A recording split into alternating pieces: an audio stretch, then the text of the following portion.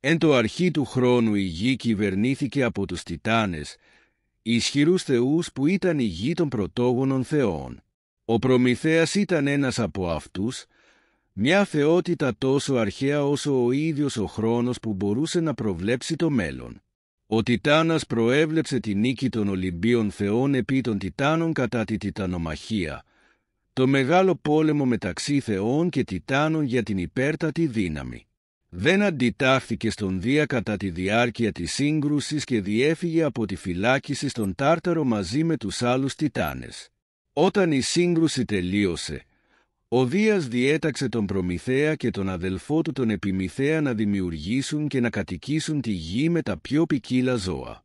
Οι Τιτάνες είχαν άφθονη πρώτη ύλη και ενώ ο Επιμηθέας διαμόρφωνε κάθε είδους πλάσμα, ο Προμηθέας συντόνιζε τη διαδικασία παραγωγής. Σε κάθε ζώο δόθηκε ένα ταλέντο. Στα πουλιά δόθηκε η ικανότητα να πετούν. Στον ελέφαντα δόθηκε τεράστια δύναμη και τα ταλέντα μοιράστηκαν ομοιόμορφα. Ο άνθρωπος σώθηκε για το τέλος. Ήθελαν να κάνουν κάτι ξεχωριστό. Ωστόσο, αφού διαμόρφωσαν τον άνθρωπο από πυλό, συνειδητοποίησαν ότι όλα τα ταλέντα είχαν ήδη αποδοθεί στα άλλα ζώα. Ο Προμηθέας παρουσίασε το έργο του στη θεά Αθηνά. Εκείνη θαύμασε το έργο των Τιτάνων και αποφάσισε να το ευλογήσει με την Θεία Πνοή. Έτσι ήρθε η ανθρωπότητα. Αλλά ο Προμηθέας δεν ήταν χαρούμενος με το αποτέλεσμα. Ήθελε ο άνθρωπος να ξεχωρίζει από όλα τα ζώα. Ήταν απλώς ένας πιο έξυπνος πίθηκος. Ο άνθρωπος ζούσε σε σπηλιές, αποφεύγοντας κάθε είδους ζώο, επιβιώνοντας από φρούτα που έπεφταν στο έδαφος. Φοβούμενος και φοβούμενος το σκοτάδι, η Αθηνά συμβουλεύει τον Προμηθέα να εισαγάγει τη φωτιά στον άνθρωπο. Με το ηλιοβασίλεμα, ο Τιτάνας κατευθύνθηκε προς το άρμα του ηλίου, που περίμενε για μια νέα αυγή. Άναψε ο Προμηθέας τον πυρσό που θα δινόταν στην ανθρωπότητα. Με τη φωτιά, ο άνθρωπος άρχισε να αναπτύσσεται ραγδαία. Δημιουργήθηκαν όπλα και εργαλεία και ο άνθρωπος άρχισε να κυριαρχεί στη φύση. Ο Προμηθέας ήταν τελικά χαρούμενος.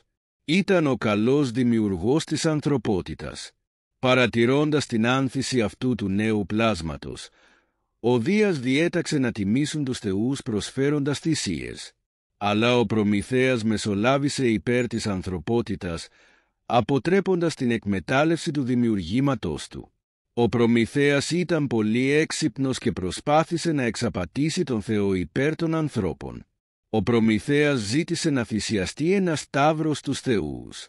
Το προϊόν της θυσίας. Η θυσία θα χωριζόταν σε δύο σωρούς. Ο ένας ήταν μικρότερος αλλά περιείχε τα καλύτερα κρέατα καλυμμένα με το δέρμα του ζώου. Ο άλλος σωρός ήταν μεγαλύτερος, αλλά περιείχε μόνο οστά και εντόστια. Αυτά ήταν τυλιγμένα σε λίπος, κάτι που έκανε την προσφορά να φαίνεται ελκυστική. Ο πανούργος Προμηθέας ήξερε ότι η φιλοδοξία του Δία θα τον έκανε να επιλέξει το μεγαλύτερο σωρό, ενώ ο άνθρωπος θα είχε το καλύτερο μέρος. Και είχε δίκιο. Συνειδητοποιώντας ότι είχε εξαπατηθεί, ο Δίας έγινε έξαλλος με εκείνους που τον είχαν εξαπατήσει και αποφάσισε να αφαιρέσει τη φωτιά από τα χέρια της ανθρωπότητας. Χωρίς τη φωτιά, η ανθρωπότητα άρχισε να υποχωρεί. Βασανίστηκαν ξανά από το σκοτάδι και το κρύο και δεν μπορούσαν πλέον να μαγειρέψουν το φαγητό τους. Οργισμένος, ο Προμηθέας αποφάσισε να κλέψει την ιερή φωτιά και να την επιστρέψει στον άνθρωπο. Τη νύχτα πήγε στον Όλυμπο και επέστρεψε με τη φλόγα που είχε κλαπεί από τις φούρνες του Ηφαίστου. Με την επαναφορά της κυριαρχίας της φωτιάς, η ανθρωπότητα ευημερούσε και πάλι. Αλλά οι λαμπερές φλόγες τράβηξαν την προσοχή του Δία τη νύχτα. Έξαλλος, ο ύπατος Θεός αποφάσισε ότι ο Προμηθέας δεν μπορούσε να μείνει ατιμόρυτος. Λόγω της θρασίτητάς του, τον φυλάκισε σε έναν βράχο στον Καυκάσο για να υποστεί αιώνια τιμωρία για την ανυπακοή στις αποφάσεις του Δία.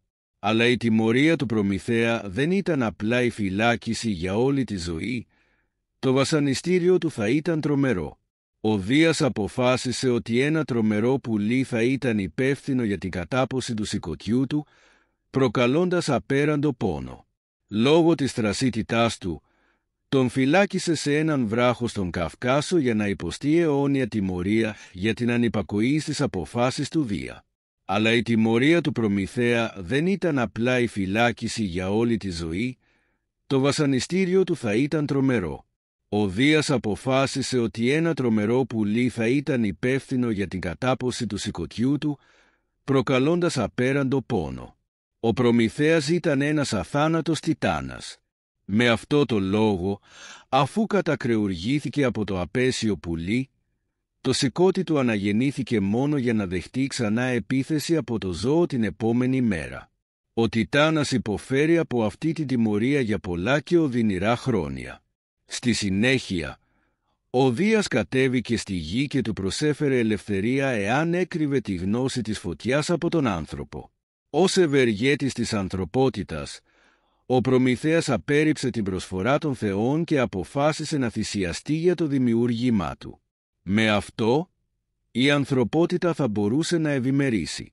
Χάρη στο μαρτύριο του Προμηθέα.